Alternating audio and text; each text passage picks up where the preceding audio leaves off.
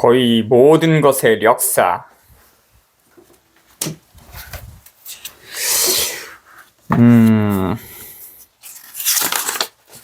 제15장 위험한 아름다움. 1960년대 옐로스톤 국립공원에서 화산의 역사를 연구하던 미국 지질 조사소의 밥 크리스티안센은 이상하게도 다른 사람들은 한 번도 의심하지 않았던 문제에 대해서 의문을 가지게 됐다.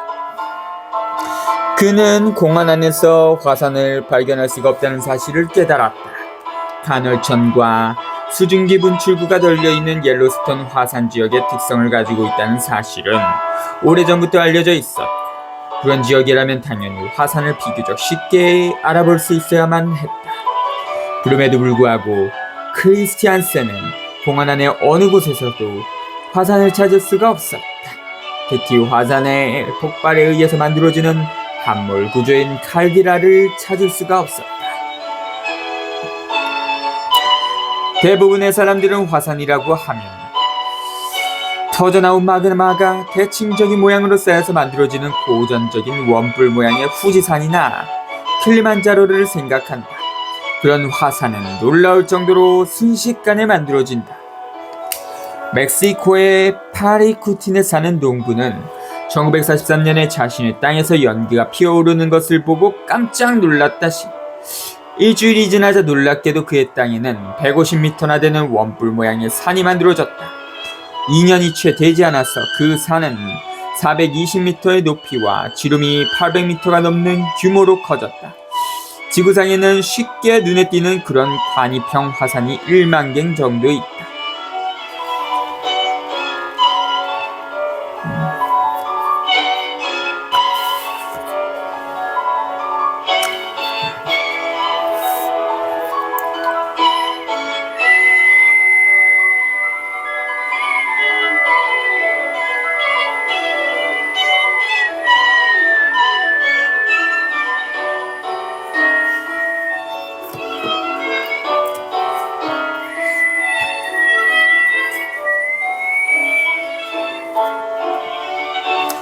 그러나 산이 형성되지 않아서 잘 알려지지 않은 종류의 화산도 있다. 그런 화산은 단 한 번의 강력한 폭발에 의해서 만들어진 것을 거대하게 함몰된 칼데라, 가마솥을 뜻하는 라틴어 칼드론에서 이래됐다라는 구덩이가 생긴다. 크리스티안센은 바로 그런 종류의 화산 지역임이 틀림없는 옐로스톤에서 칼데라를 찾을 수가 없었던 것이다. 마침 그 당시에 나사에서는 새로 개발한 고공 카메라를 실험하기 위해서 옐로스톤 국립공원의 사진을 찍었고 나사의 한 관리가 그 사진을 확대해서 공원의 안내소에 걸어두면 좋을 것이라고 생각해서 사본을 국립공원에 보내줬다. 그 사진을 본 크리스티안센은 칼데라를 찾지 못했던 이유를 바로 알 수 있었다. 890만 제곱미터에 이르는 공원 전체가 하나의 칼데라였다. 폭발에 의해서 생긴 분화구의 지름은 64km가 넘어서 지표면에서는 도저히 그 모양을 알아볼 수가 없었다. 과거 어느 시기에 옐로스톤에서는 어느 누구도 상상할 수 없는 엄청난 규모의 폭발이 일어났던 것이 틀림없다. 결국 옐로스톤은 초대형 화산으로 밝혀졌다. 그 화산은 지하 200km보다 더 깊은 곳에서 솟아오른 뜨겁고 거대한 용암이 모여있는 열정 위에 올라앉아 있다.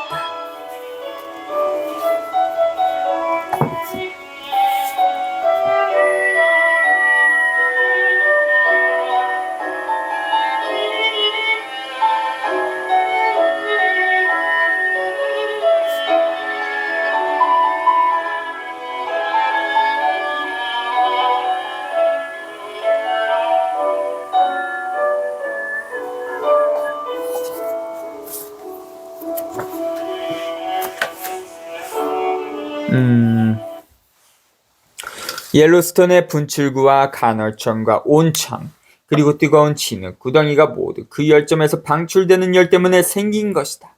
지하에 있는 마그마 덩어리의 지름은 공원의 크기와 비슷한 72km 정도이고 가장 두꺼운 곳의 두께는 약 13km나 된다. 그러니까 옐로스톤을 찾는 사람들은 크기가 로드 아일랜드 주 정도고 권은의 높이에 해당하는 13km까지 쌓아놓은 TNT 덩어리 위를 돌아다니고 있는 셈이다. 그런 마그마 덩어리에서 생긴 압력 때문에 옐로스톤을 중심으로 480km에 이르는 지역이 520m 높이로 솟아오르게 되었다. 만약 폭발이 일어난다면 상상을 넘어서는 재앙이 될 것은 틀림이 없다. 런던의 유니버시티 칼리지의 빌 맥과이어 교수에 따르면 폭발이 일어나는 동안에는 1000km 이내에는 다가갈 수도 없을 것이다. 그 결과는 더욱 엄청날 것이다.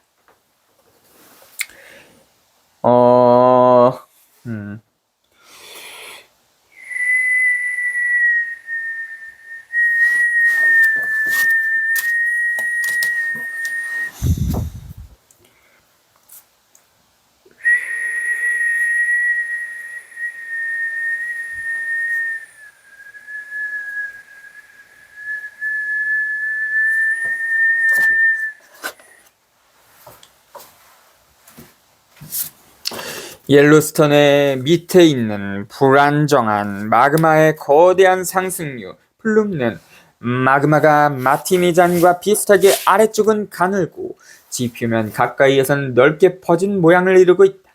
지름이 1900km나 되는 곳도 있다. 이론에 따르면 그런 용암은 항상 폭발적으로 터져나오는 것이 아니다. 6500만 년 전에 인도의 데칸 트랩, 데칸은 지명이고 트랩은 용암의 종류를 가리키는 스웨덴 말이다. 이 만들어지던 때처럼 엄청난 양의 용암이 연속적으로 흘러내오게 되는 경우도 있다. 흘러내린 용암은 50만 제곱킬로미터를 뒤엎었고 그때 뿜어져 나온 독성 가스가 공룡 멸종의 원인이 되기도 했을 것이다. 거대한 상승류는 대륙이 갈라지게 만든 원인이 될 수도 있다. 그러한 상승류는 드문 것이 아니다.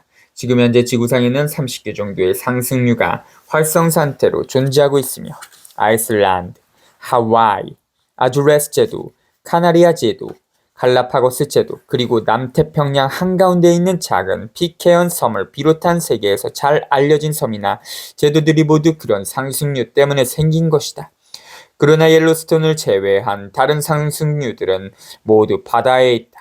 옐로스톤의 상승류가 어떤 이유로 어떻게 대륙판 밑에 들어가게 되었는가는 아무도 짐작조차 못한다. 다만 옐로스톤 지역의 지각이 매우 얇고 그 밑이 아주 뜨겁다는 두 가지 사실만 확실하게 알고 있다. 그러나 열점 때문에 지각이 얇아진 것이지 아니면 지각이 얇기 때문에 그곳에 열점이 생긴 것인지에 대해서는 오래전부터 열띤 논쟁이 계속되고 있다. 지각의 대륙적 특성에 따라서 폭발의 양상이 크게 달라진다.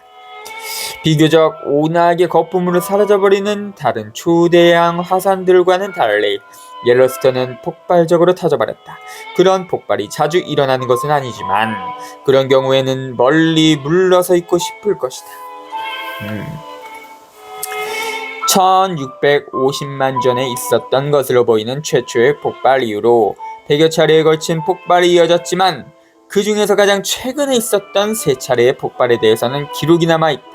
마지막의 폭발은 세인트 헬렌스의 1000배 정도였고 그 전의 것은 280배였으며 그 전의 것은 그 규모를 짐작하기도 어려울 정도로 큰 것이었다.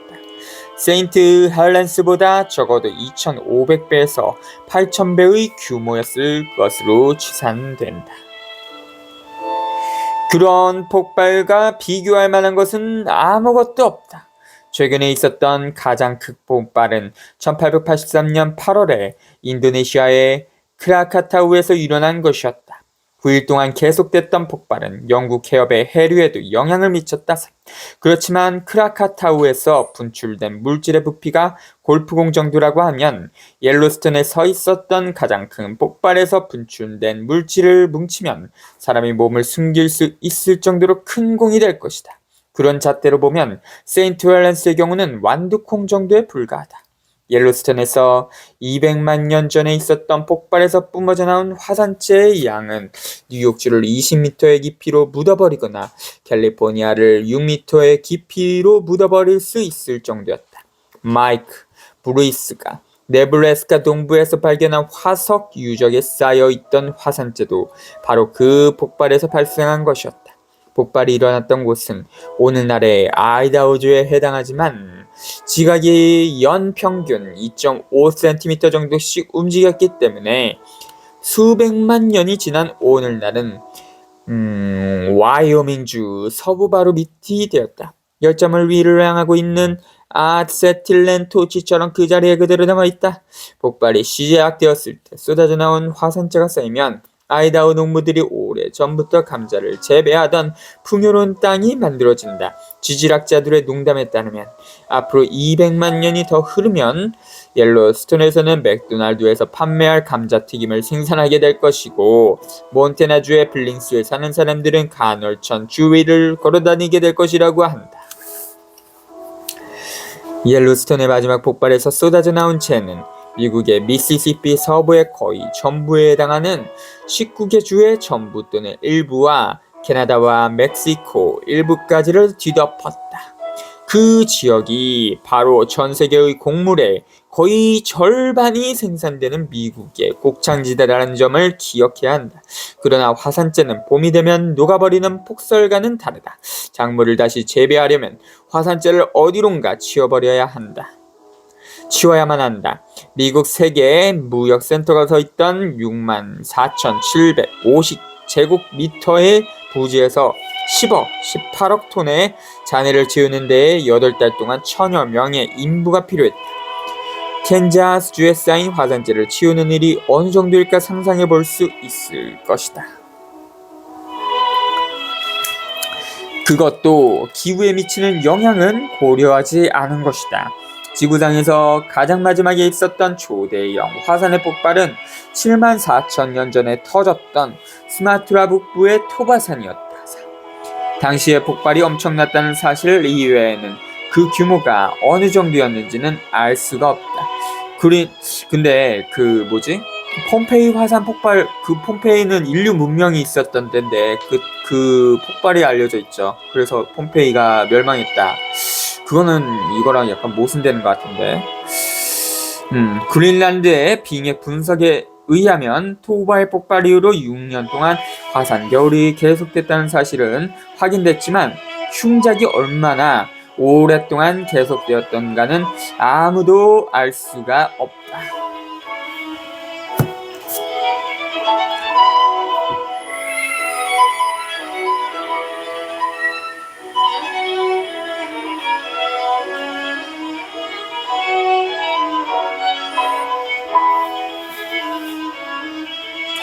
그 폭발로 인류는 멸종 직전의 위기에 처하게 되었고 전 세계에서 살아남은 사람의 수는 수천 명에 불과했던 것으로 짐작이 된다. 결국 현대의 인류는 극히 적은 수의 집단에서 비롯됐고 인간이 유전학적 다양성을 갖추지 못한 것도 바로 그런 이유 때문이다.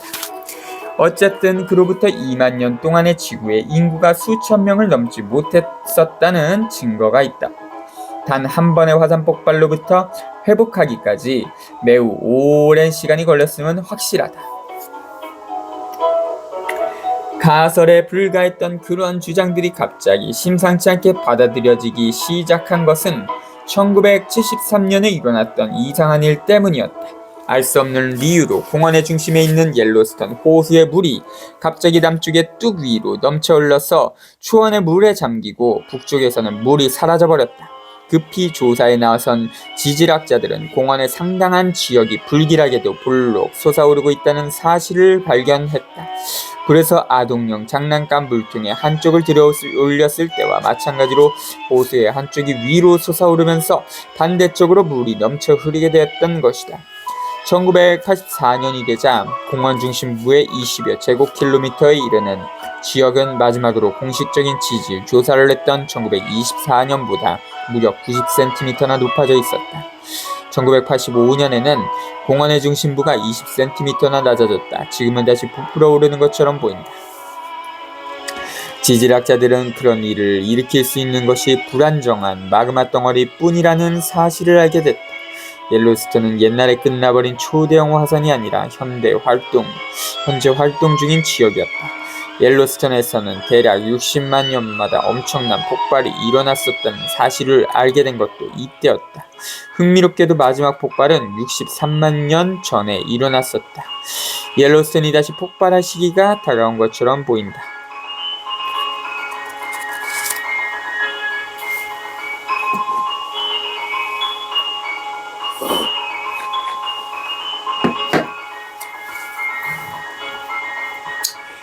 그렇게 느껴지진 않겠지만 우리는 지금 세계에서 가장 규모가 큰 활화산 위에 서 있답니다.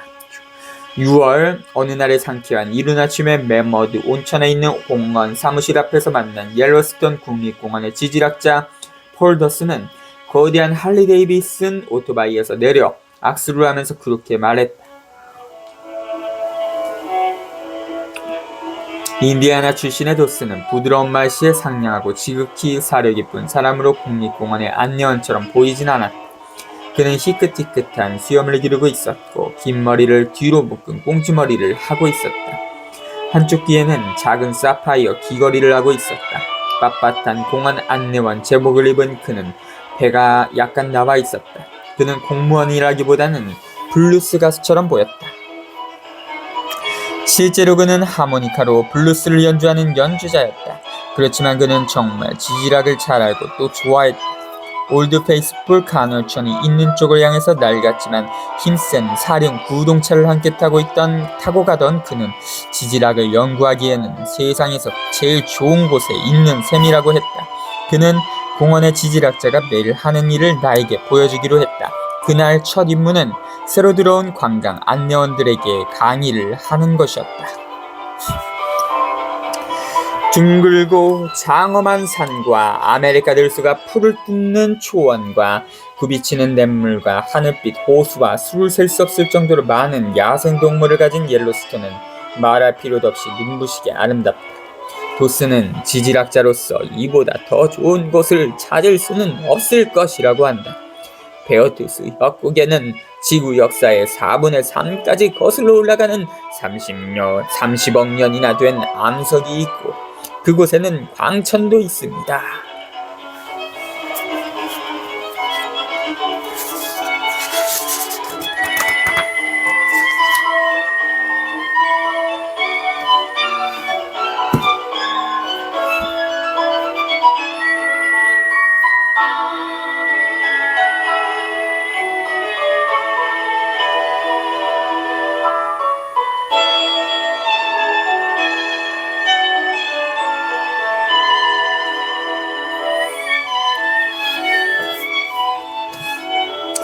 그는 황냄새가 나오는 온천을 가리키며 이곳에서는 암석이 만들어지고 있는 과정을 볼 수가 있죠.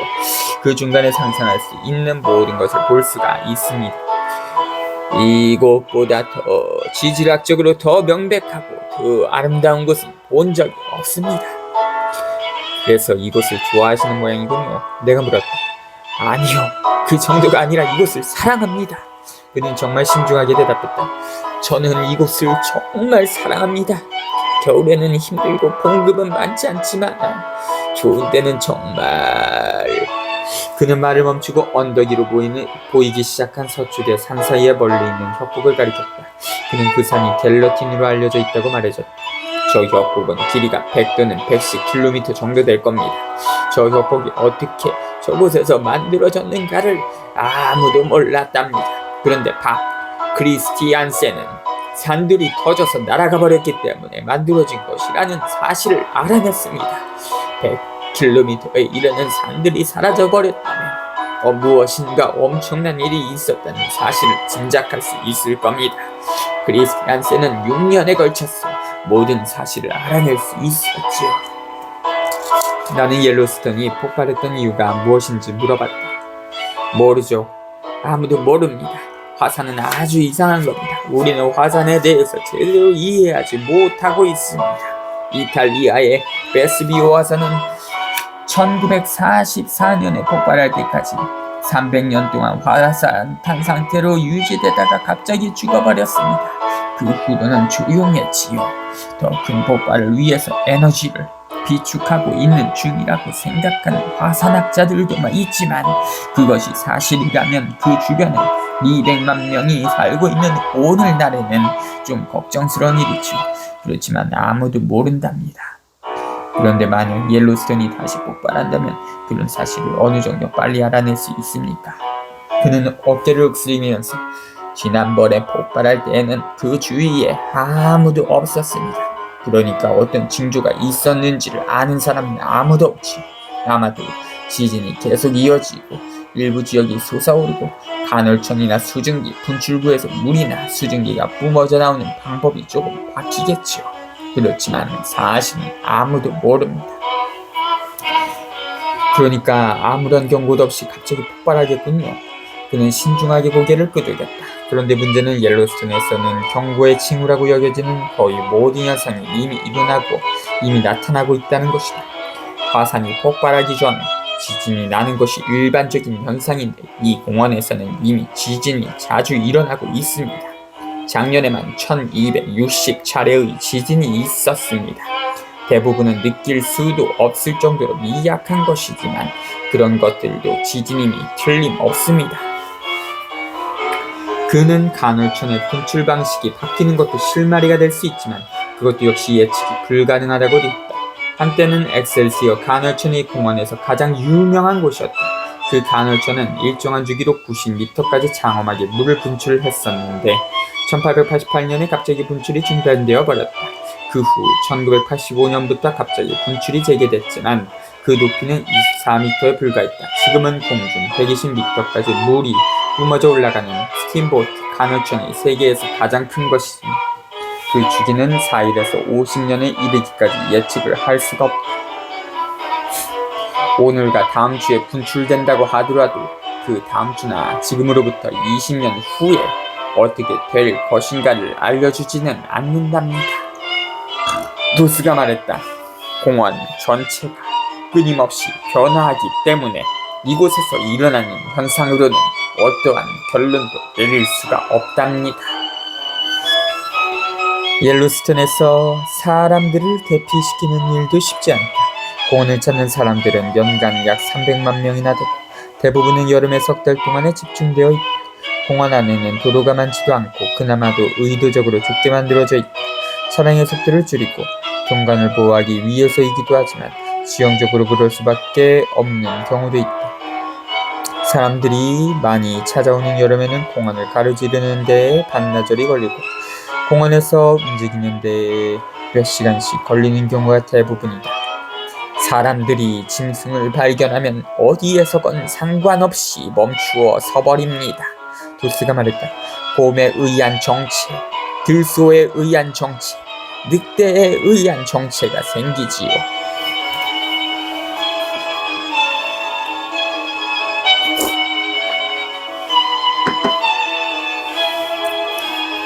(2000년) 가을에 미국 지질조사소와 국립공원 관리소의 대표단과 학자들이 참여하는 옐로스톤 화산활동 감시단 YBO이 구성됐다.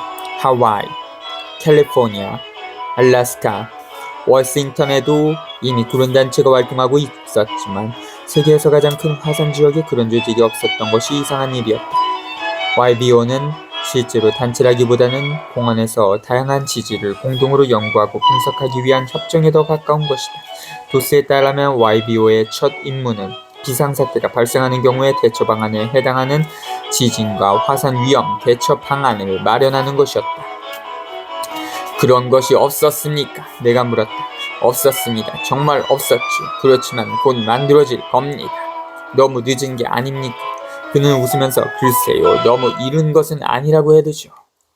그 계획이 마련되면 캘리포니아 멜로 파크의 크리스티안 센과 유타 대학의 로버트 B. 스미스 교수, 옐로스톤 국립공원의 도스, 이렇게 세 사람이 위험 가능성을 평가해서 국립공원 관리자에게 통보를 해주게 된다. 통보를 받은 관리자는 실제로 공원 내의 사람들을 대피시킬 것인가를 결정해야 한다. 옐로스톤이 정말 큰 규모로 폭발한다면 공원문을 나선 후부터 사람들은 각자 알아서 대피해야만 한다. 물론 그런 일이 수만 년이 지난 후에 일어날 수도 있다. 그러나 도스는 그런 날이 오지 않을 수도 있다고 생각한다. 과거에 그런 패턴이 있었다고 해서 앞으로도 그럴 것이라는 뜻은 아닙니다. 그의 설명이었다. 몇 번의 엄청난 폭발이 이어진 후에는 오랜 휴먼기가 이어졌다는 증거가 있습니다. 지금이 그런 휴면기에 해당할 수도 있지요. 대부분의 마그마가 식으면서 결정화되고 있다는 증거가 있답니다. 휘발성 물질은 빠져나가고 있지요. 폭발이 일어나려면 그런 휘발성 물질이 어느 곳에 갇혀 있어야만 합니다. 한편 옐로스톤 공원의 내부는 물론이고 그 부근에도 다른 위험 요소들이 널려있다. 공원 바로 바깥에 있는 해브젠 호수라는 곳에서 1959년 8월 17일 밤에 일어났던 일이 대표적인 예가 된다. 그날 자정 20분 전에 해브젠 호수에서는 비극적인 지진이 일어났다. 규모 7.5였던 그 지진은 아주 강한 지진은 아니었지만 갑자기 생긴 뒤틀림으로 산허리가 전부 무너져버렸다. 그때는 지금처럼 많은 사람들이 옐로스톤을 찾지는 않았지만 여름의 절정이었다. 산에서는 8천만 톤의 암석들이 시속 160km 이상의 속도로 굴러내렸고 엄청난 힘과 모멘텀으로 쏟아진 산사태는 언덕 반대편에 있는 산에 120m까지 밀어닥쳤다. 그 중간에 로컬리 캠프장이 있었다. 캠핑을 하던 사람들 중에서 28명이 사망했고 그 중에서 19명은 너무 깊이 묻혀서 시신도 찾을 수가 없었다. 재앙은 순식간에 찾아왔고 가슴이 부서질 듯이 변덕스러웠다. 같은 텐트에서 자던 세 형제는 살아남았다. 그런데 그 옆에 텐트에서 자고 있던 그들의 부모는 시신조차 찾지 못할 정도로 쓸려가 버렸다. 언젠가 큰 지진이, 정말 큰 지진이 일어날 겁니다. 도스가 말했다.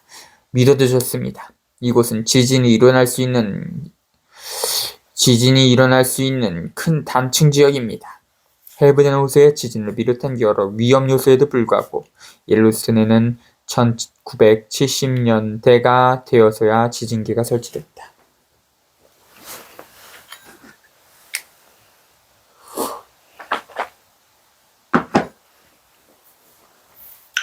지질학적 현상이 얼마나 거대하고 냉혹한가를 알고 싶으면 옐로스톤 국립공원 바로 남쪽에 위치한 거대한 톱니처럼 생긴 티턴 산맥을 살펴보는 것이 가장 적당하다. 900만 년 전에는 티턴 산맥이 존재하지도 않았다. 잭슨 홀 부근의 땅은 그저 약간 높은 곳에 위치한 풀이 많은 평야였다. 그러다가 64km의 단층이 갈라져서 열려버렸고 그로부터 티턴 지역에는 900년마다 가장 정말 큰 지진이 일어났으며 그때만 해 산의 높이가 1.8m씩 높아졌다. 영겁에 걸쳐 일어났던 그런 지진 때문에 터턴 산맥은 오는 나가 같은 2100m의 엄청난 높이까지 솟구쳐 올라가게 됐다. 900년이란 숫자는 오해하기 쉬운 평균값에 불과하다. 그 지역의 지질학 역사를 담은 로버트 B. 스미스와 리 제이 시겔의 지구를 통한 창문에 따르면 티턴 산맥에서 마지막으로 대규모 지진이 일어났던 때는 대략 5천에서 7천년 전이었다. 그러니까 티턴 산맥은 지구에서 기한이 가장 오래 지난 지진 지역인 셈이다. 열수 폭발은 중요한 위험 요소이다. 그런 폭발은 때와 장소를 가리지 않고 아무 예고도 없이 일어날 수 있다. 아시다시피 우리는 의도적으로 방문객들을 열지대로 유도하고 있습니다. 올드 페이스풀의 분출 광경을 보고 난 후에 도스가 말했다. 사람들이 보고 싶어하는 것이 바로 그것이지요. 옐로스톤에 있는 간헐천과 온천의 수가 전 세계에 있는 것을 합친 것보다 많다는 사실을 알고 계시나요? 몰랐습니다. 그는 고개를 끄덕이면서 말했다. 1만 개나 있기 때문에 새로운 분출구가 생기더라도 아무도 알 수 없습니다. 우리는 차를 타고 지름이 수백 미터에 불과한 덕 호수라는 곳으로 갔다. 이 호수는 아무런 문제도 없을 것처럼 보이죠. 그가 말했습니다. 그저 큰 연못입니다. 그런데 이 큰 구멍은 그 전부터 이곳에 있었던 것이 아닙니다. 지난 1만 5천 년 전의 어느 순간에 큰 분출이 시작됐습니다. 수천만 톤의 흙과 암석과 과열된 물이 총 속으로 뿜어져 나왔지요. 올드 페이스풀의 주차장이나 방문객 안내소 밑에서 그런 일이 일어났다고 상상을 해보세요. 그가 얼굴을 찌푸리면서 말했다. 어떤 경고의 징후가 있나요?